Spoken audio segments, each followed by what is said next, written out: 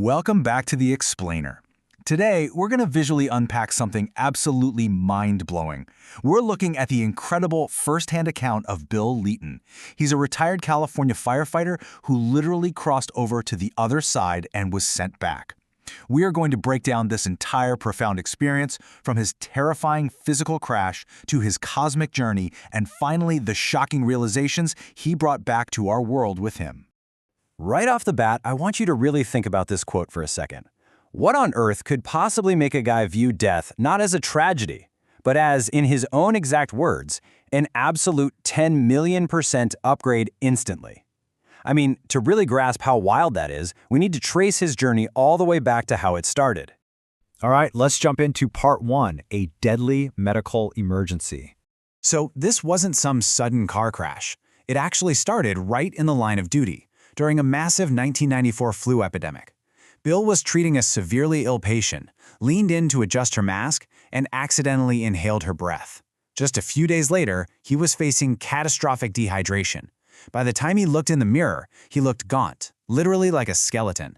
His heart was racing at 150 beats per minute, but his radial pulse completely vanished.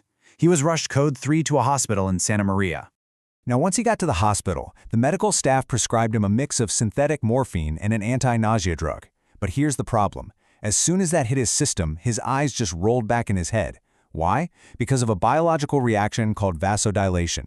Basically, his blood vessels expanded massively, but his severely dehydrated body simply didn't have the fluids to maintain pressure. His circulation just halted, and his entire system crashed. His blood pressure absolutely tanked to a terrifying 40/0. He required multiple hits of Narcan just to clear the opiates out of his system. To put that into perspective, the medical staff later told him the only reason he survived that night was because he was actively training for Ironman triathlons. He literally had the hyper-efficient lungs of an elite athlete, and that kept him just oxygenated enough while his body was shutting down. Which brings us to part two, leaving the physical body. It was around 1 a.m. in the intensive care unit when his consciousness completely detached from his failing physical form. And Bill described this visceral, incredible sense of euphoric release. He said it was like he'd just been let out of a hot, stuffy closet. Suddenly, he's flying through these welcoming, giant-colored stars, radiating absolute love. He described this cosmic joy flowing right through his nerves, comparing it to warm honey being poured all over his brain. Just pure, unmatched exhilaration. But as he's rocketing upward, this wild realization hits him. He looked back at his human identity, his relationships, all his earthly stress, and realized it felt like a complete illusion. He was actually baffled as to how he ever forgot who he truly was.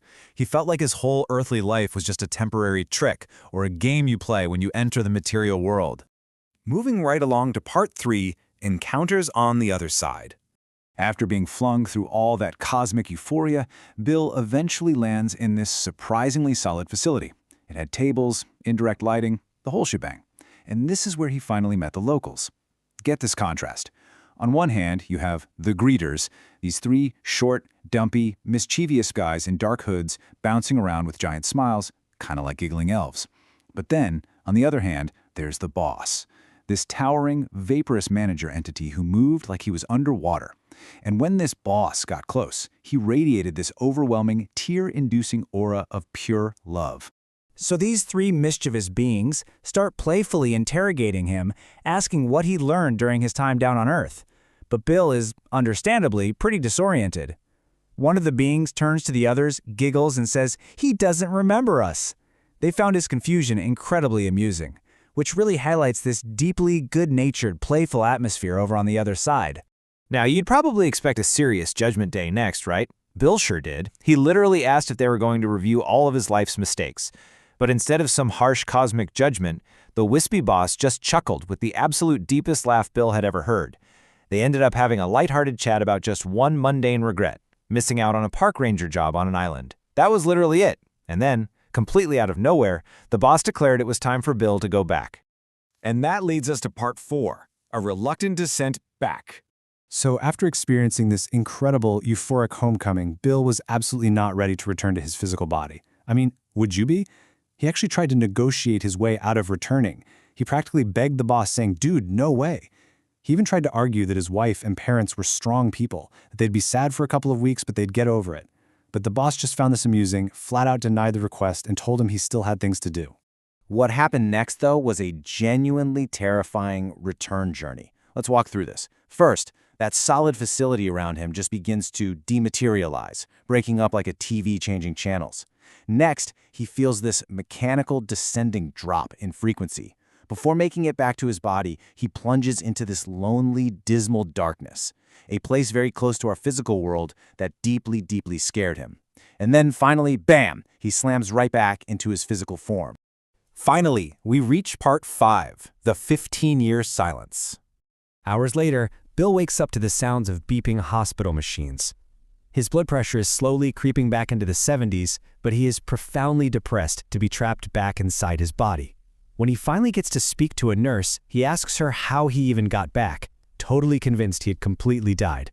The nurse delivered this darkly hilarious confirmation, telling him, "Honey, you were in escrow, but you fell out and now you're back with us."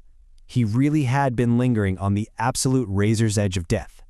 As you can imagine, this experience radically transformed him. Bill realized that our whole cultural understanding of death is fundamentally backwards. He literally called it a joke.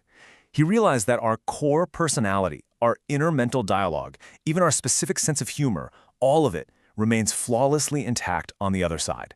He even started telling grieving friends that nobody truly dies and that the loved ones we grieve for are actually right there next to us. Naturally, Bill felt like he had the greatest news in human history to share, but earthly reality quickly set back in. A coworker actually pulled him aside and gave him a gentle warning about workplace gossip, saying, "Hey dude, just so you know, people are starting to talk about you." And because he didn't know where to look for answers and the social pressure was mounting, Bill completely buried his story.